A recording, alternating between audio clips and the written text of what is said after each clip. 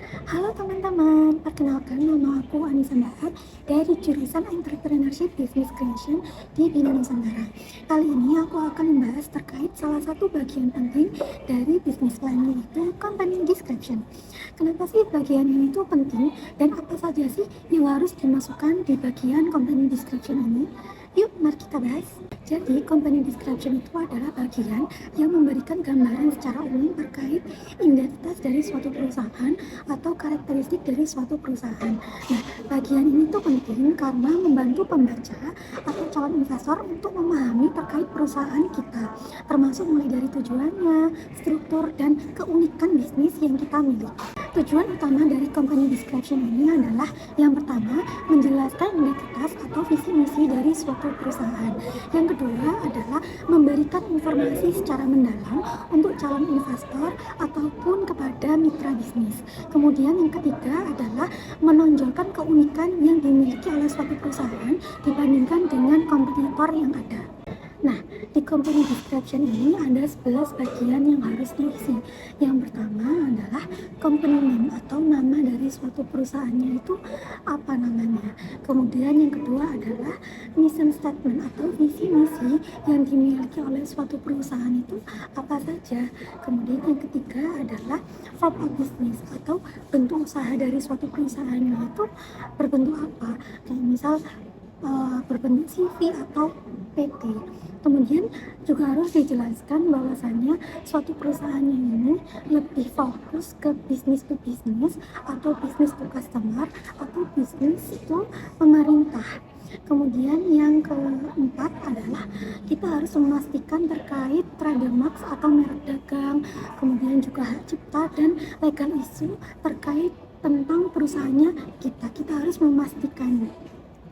Kemudian yang kelima, kita juga harus menjelaskan perusahaannya kita itu lebih ke menjual ke produk atau jasa. Kalau emang menjual produk, kita harus jelasin produknya itu apa saja.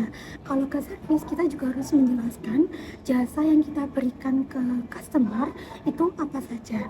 Kemudian yang keenam itu adalah manajemen leadership. Kita harus menjelaskan manajemen leadership yang terjadi di perusahaannya kita, termasuk kayak CEO-nya itu siapa, CMO-nya itu siapa, CFO-nya itu siapa, dan lain-lain.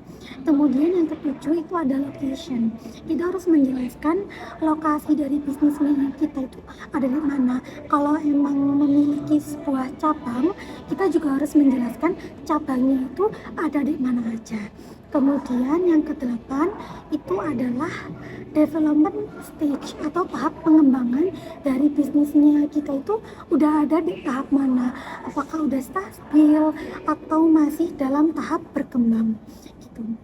Terus kemudian yang ke-9 itu achievement atau apa saja pencapaian yang telah perusahaan itu capai selama operasi tersebut, kita juga harus jelaskan. Kemudian yang 10 itu keunggulan kita dari banyaknya kompetitor itu apa saja, atau lebih gampangnya itu perbedaan dari suatu bisnis dari adanya kompetitor itu apa aja gitu yang membedakan bisnis kita dari adanya kompetitor.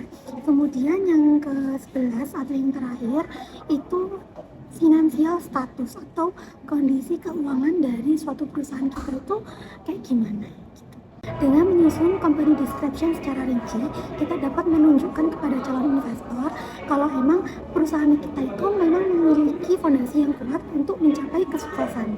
Itulah mengapa menyusun company description ini merupakan langkah awal yang sangat penting dalam business plan. Pastikan bahwasannya informasi yang kalian masukkan ini tidak hanya lengkap tetapi juga mudah dipahami dan menarik. Dengan begitu, kalian bisa memberikan pesan profesional kepada siapapun yang membaca bisnis plan kalian. Terima kasih sudah menonton video aku kali ini. Aku Anissa Bahar, sampai jumpa.